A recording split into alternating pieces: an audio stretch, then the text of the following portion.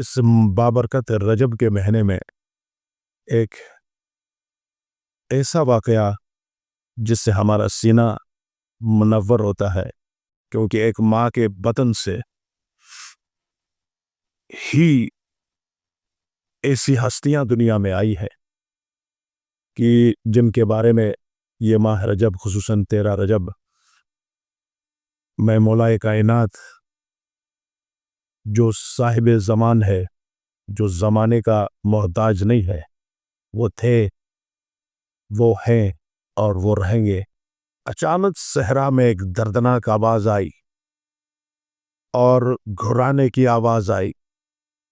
دیکھا دور سے ایک شیر، ایک درندہ، اور اعوذ باللہ من الشیطان اللعین الرجیم، بسم اللہ الرحمن الرحیم وبہ نستعین، اما بعد فقد قال اللہ تبارک و تعالی فی کتابہ المجید وفرقانہ الحمید وہو قولہ الحق، بسم اللہ الرحمن الرحیم، وَإِذَا بُشِّرَ أَحَدُهُمْ بِالْأُنثىٰ ظَلَّ وَجْهُهُ مُسْوَدًّا وَهُوَ كَظِيمٌ۔ خالق لا یزال اپنی مقدس کتاب میں ارشاد فرماتا ہے کہ جب تمہیں بشارت دی جاتی ہے کہ تمہارے گھر میں کوئی بیٹی پیدا ہو گئی ہے تو آپ پریشان ہو جاتے ہیں اور آپ کا چہرہ تبدیل ہوتا ہے اور چہرہ سیاہ ہوتا ہے، اور پھر آپ وَهُوَ قَزِيمٌ یعنی آپ ناراضگی سے اس غصے کو پی کر کہتے ہو پھر بھی ایک بیٹی پیدا ہو گئی۔ بیٹی، ماں، بہن دنیا کے عظیم ترین مخلوق ہے۔ تو آج میں اس بابرکت رجب کے مہینے میں ایک ایسا واقعہ جس سے ہمارا سینہ منور ہوتا ہے، کیونکہ ایک ماں کے بطن سے ہی ایسی ہستیاں دنیا میں آئی ہے کہ جن کے بارے میں یہ ماہ رجب، خصوصاً 13 رجب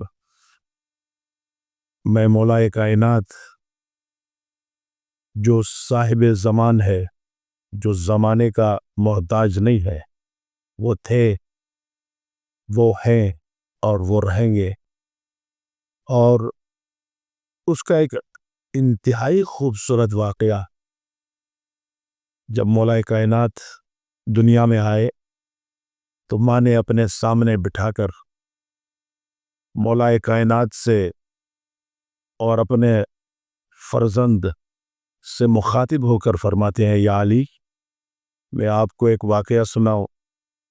میں چھوٹی تھی، میں 5 سال کی تھی اور مکمل بچپنا تھا میرا۔ میں اپنے سہیلیوں کے ساتھ شہر سے باہر گئی پانی لانے کے لیے، اور میں ان کے ساتھ تھی۔ اچانک صحرا میں ایک دردناک آواز آئی اور گھرانے کی آواز آئی۔ دیکھا دور سے ایک شیر، ایک درندہ، اور انتہائی خوفناک حالت میں آ رہا ہے۔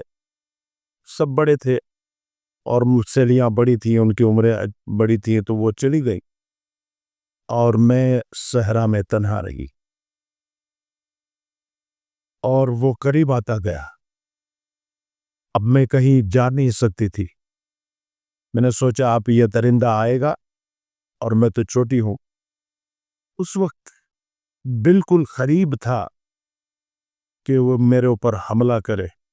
ایک مرتبہ ایک جوان، ایک خوبصورت ہستی، ایک خوبصورت جوان وہاں ظاہر ہوا، اور آنے کے بعد اس نے رقص پڑھ کر اس درندے پر ایک ایسا وار کیا کہ ایک ہی وار سے وہ درندہ اس صحرا میں تڑپ تڑپ کے مر گیا۔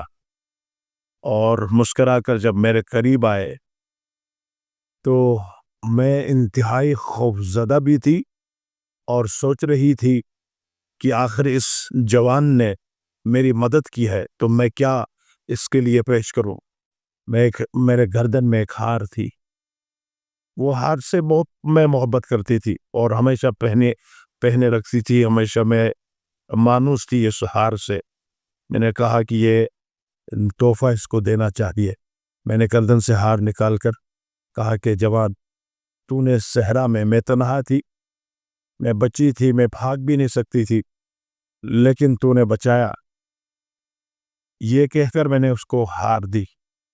تو مولا کائنات نے اپنی ماں سے مخاطب ہو کر فرمایا، اماں، اگر وہ ہار آپ دیکھیں گی تو کیا آپ پہچانیں گی؟